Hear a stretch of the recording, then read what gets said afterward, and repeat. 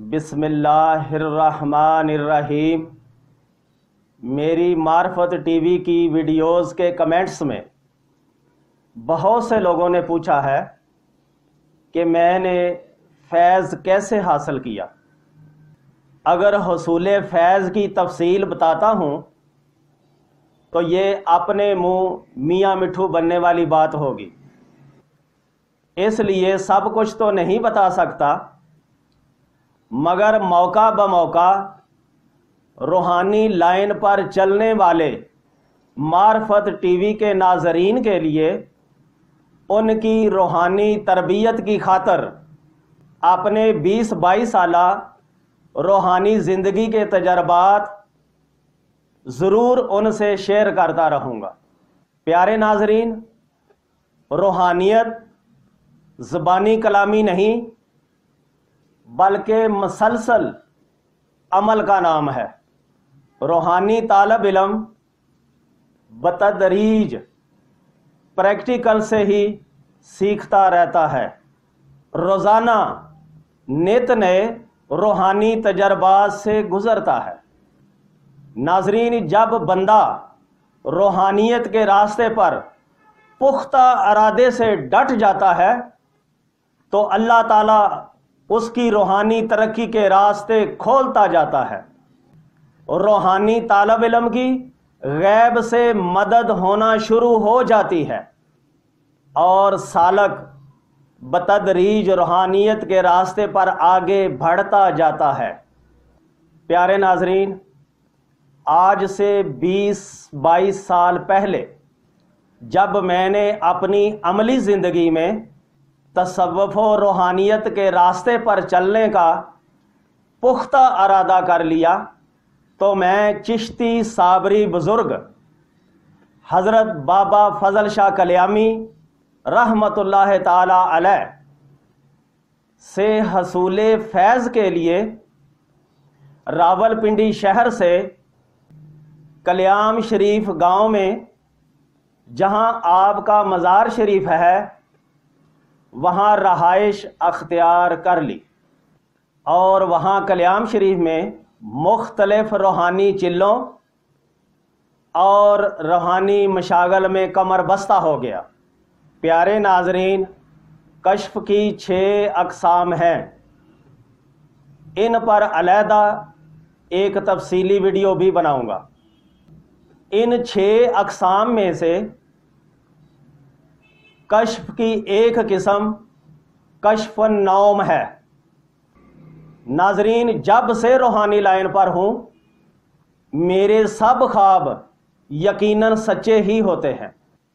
ناظرین، جب میں حضرت بابا فضل شاہ کلیامی رحمت اللہ تعالی علیہ کے مزار اقدس پر حاضری دیتا ہوں، وہاں مختلف صورتیں، فاتحہ اور درود شریف پڑھ کر بابا جی کو ایصال ثواب کر دیتا ہوں۔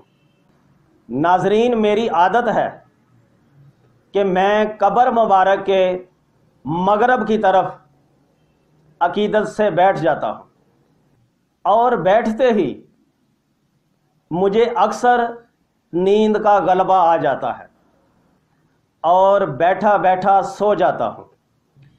اس نیند میں مجھے کئی روحانی رازوں سے آگاہ کر دیا جاتا ہے جو کہ قابل بیان نہیں ہیں، اور جب میں اپنی فیملی کے ساتھ مزار شریف پر جاتا ہوں، حاضری کے بعد جب زیادہ دیر تک مزار سے باہر نہیں آتا تو میرے بچے آ کر دیکھتے ہیں کہ میں بیٹھے بیٹھے ہی سویا ہوا ہوں، تو آپس میں مذاق سے کہتے ہیں کہ پاپا جی کو بابا جی نے لوری دے کر سلا دیا ہے۔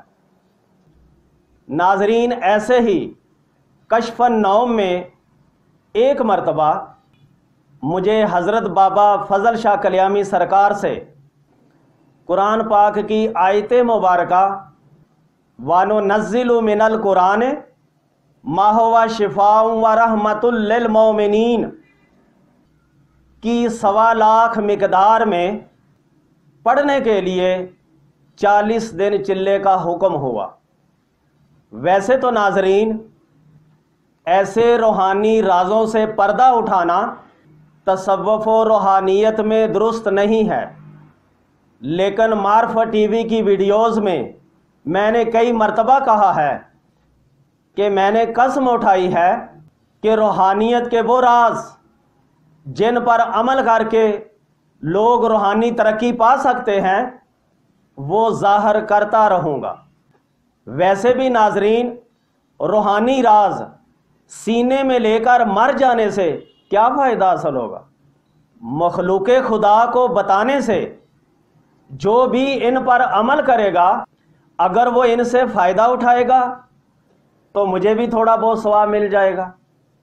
ناظرین، مجھ میں بخل نام کی کوئی چیز نہیں، اور ویسے بھی تصوف و روحانیت میں بخل گناہ ہے۔ ناظرین، روحانی لائن پر آنے سے شروع میں روحانی مریضوں کو دم نہیں کرتا تھا۔ مجھے دم درود اور روحانی علاج کے لیے زبردستی کہا گیا۔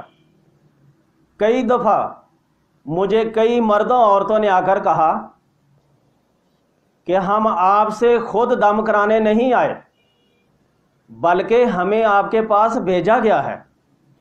رات کو خواب میں آپ سے دم رکھوانے کے لیے بابا جی حضور نے بشارت دی ہے۔ تو ناظرین، جب ایسی سچویشن شدت اختیار کر گئی تو پھر میں نے بابا جی سرکار سے روحانی طور پر عرض کیا، اگر آپ نے مجھ سے مریضوں کو دم درود بھی کروانا ہے تو پھر مجھے مریضوں کو شفا یابی دینے والا کوئی قوت والا عمل بتائیں جس سے لوگوں کو کم از کم شفا تو ضرور ہو۔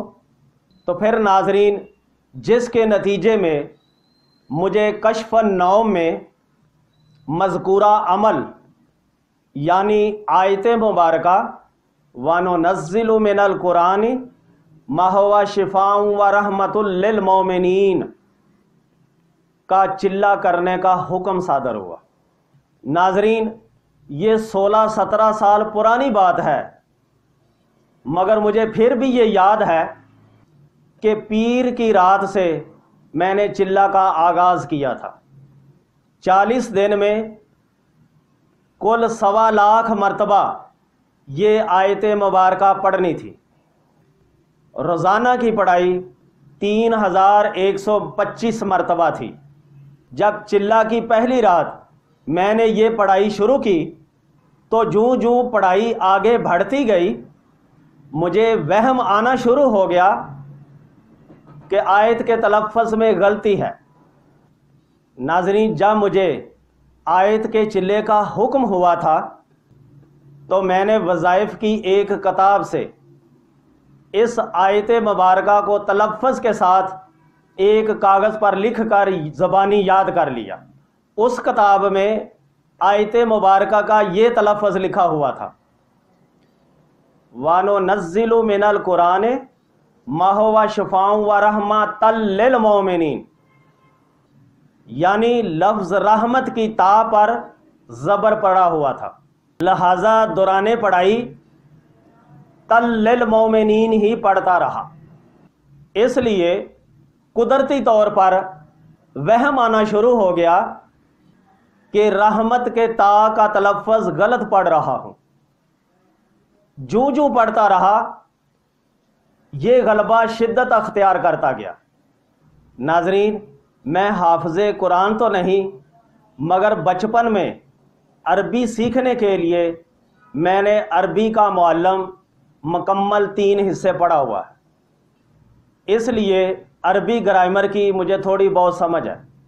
تو دوران پڑھائی مجھے گرامر کی روح سے بھی پتہ چل رہا تھا کہ رحمت کے تا پر زبر نہیں بنتی۔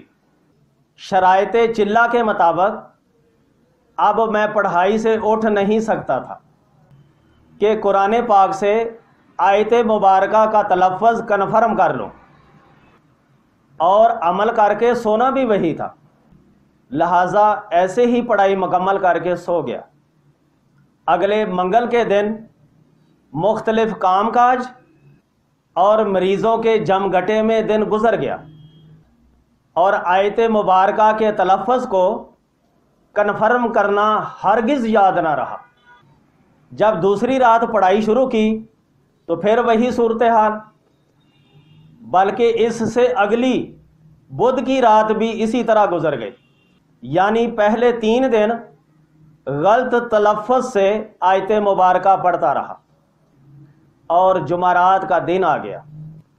ناظرین، کلیام شریف میں ہر جمعرات کو مزار مبارک پر پچھلے ٹائم ختم شریف ہوتا ہے۔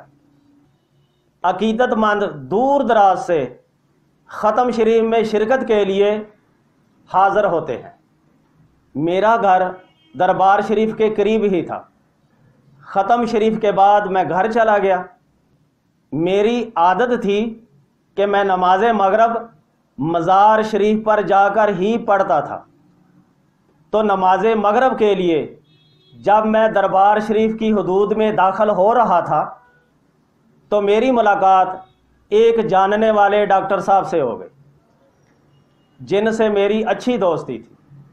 ڈاکٹر صاحب کے سسرال والے کلیام شریف میں دربار کے پاس ہی رہتے ہیں، اس لیے ڈاکٹر صاحب ہر جمعرات کو ختم شریف میں شرکت کے لیے کلیام شریف آتے ہیں اور اپنے سسرال والوں کو بھی مل لیتے ہیں۔ تو ڈاکٹر صاحب مجھے ملے اور ان سے گپ شپ شروع ہو گئی۔ ہماری گپ شپ کے دوران نماز مغرب کی اذان بھی شروع ہو گئی، حتیٰ کہ اذان کے بعد جماعت بھی کھڑی ہو گئی۔ ناظرین، کلیام شریف میں مزار شریف کے ساتھ ایک جامع مسجد ہے جو بابا جی کلیامی سرکار نے بنوائی تھی، جہاں پر میں اور ڈاکٹر صاحب کھڑے تھے۔ وہاں بھی ایک چھوٹی سی مسجد ہے جو کہ بابا جی کلیامی کے خلیفہ حضرت مولانا عبد الستار چشتی صابری کلیامی رحمۃ اللہ تعالی علیہ نے بنوائی تھی، اور وہ مولوی عبد الستار والی مسجد کے نام سے مشہور ہے۔ ناظرین، میں یا تو جامع مسجد میں نماز پڑھتا تھا اور یا پھر مزار شریف میں جا کر پڑھتا تھا، مگر مولوی صاحب کی مسجد میں میں نے کبھی نماز نہیں پڑھی تھی۔ اب چونکہ جماعت کھڑی ہو چکی تھی اور نماز بھی جا رہی تھی، ڈاکٹر صاحب نے مجھے کہا، ارشاد صاحب میری وجہ سے آپ کی نماز جا رہی ہے، اور ڈاکٹر صاحب نے مولوی صاحب کی مسجد کی طرف اشارہ کر کے کہا، آپ جائیں اور جا کے نماز پڑھ لیں، بعد میں ملیں گے۔ ڈاکٹر صاحب نے جدھر ہاتھ کے اشارے سے مجھے نماز پڑھنے کے لیے کہا، میں اسی طرف یعنی مولوی صاحب کی مسجد کی طرف نماز کے لیے چلا گیا، حالانکہ میں گھر سے مزار شریف پر نماز پڑھنے کے لیے گیا تھا۔ ناظرین، جب میں جماعت میں شامل ہوا تو امام صاحب دوسری رکعت میں فاتحہ پڑھ کر کچھ سورت کی آیات بھی پڑھ چکے تھے۔ جب میں جماعت میں شامل ہوا تو امام صاحب آیت مبارکہ وَنُنَزِّلُ مِنَ الْقُرْآنِ مَا هُوَ شِفَاءٌ وَرَحْمَةٌ لِّلْمُؤْمِنِينَ وَلَا يَزِيدُ الظَّالِمِينَ إِلَّا خَسَارًا کہہ کر اللہ اکبر کہتے ہوئے رکوع میں چلے گئے۔ میں امام صاحب کا اس آیت مبارکہ کو پڑھنے سے سٹن ہو کر رہ گیا۔ امام صاحب نے میری موجودگی میں صرف ایک ہی آیت مبارکہ کی قرات کی، اور ناظرین اسی کی مجھے ضرورت تھی۔ نماز سے فارغ ہونے کے بعد میں نے امام صاحب سے پوچھا، یہ آیت مبارکہ کس سپارے میں ہے؟ تو انہوں نے کہا 15ویں سپارے میں سورہ بنی اسرائیل میں ہے۔ اور ناظرین، گھر آ کر قرآن پاک کھولا تو لکیلی اسی آیت مبارکہ والا پیج کھلا۔ جب آیت مبارکہ کے تلفظ پر غور کیا تو رحمۃ للمؤمنین کی بجائے للمؤمنین لکھا ہوا تھا، یعنی رحمت کے تا پر 2 پیش تھیں، اور گرامر کے حساب سے شفاء و رحمت کا ردم بھی درست ہو گیا۔ جب رات کو درست تلفظ سے آیت مبارکہ پڑھی تو پڑھنے کا مزہ بھی آیا، فیض بھی ملا اور خوشی بھی ہوئی۔ اس طرح 43 ڈیز میں یعنی 43 دن میں نے اس آیت مبارکہ کا چلہ پورا کیا، اور الحمدللہ اب بھی یہ آیت مبارکہ میری مداومت میں ہے۔ تو پیارے ناظرین، میں یہ بتانا چاہتا ہوں کہ یہ محض اتفاق نہیں تھا، بلکہ باطنی طور پر میری مدد کے لیے انتظام کیا گیا۔ ڈاکٹر صاحب کو مجھ سے ملا کر میری نماز میں دیر کروائی گئی۔ جس مسجد میں میں نماز پڑھتا ہی نہیں تھا، ڈاکٹر صاحب کے ہاتھ کے اشارے سے میں لا محالہ اسی مسجد کی طرف چلا گیا۔ ناظرین، قرآن پاک میں 6666 آیات مبارکہ ہیں، مگر امام صاحب سے میری ضرورت کے مطابق ہی آیت مبارکہ پڑھوائی گئی۔ ناظرین، نماز میں مجھے قرات کی صرف ایک ہی آیت ملی، جو کہ اس وقت میری ہی ضرورت تھی۔ تو پیارے ناظرین، میرا کبھی تجربہ ہے کہ جب آپ کو کسی اللہ کے ولی سے نسبت ہو جائے تو ولی اللہ کی روحانیت آپ کی ہر وقت مدد کرتی رہے گی۔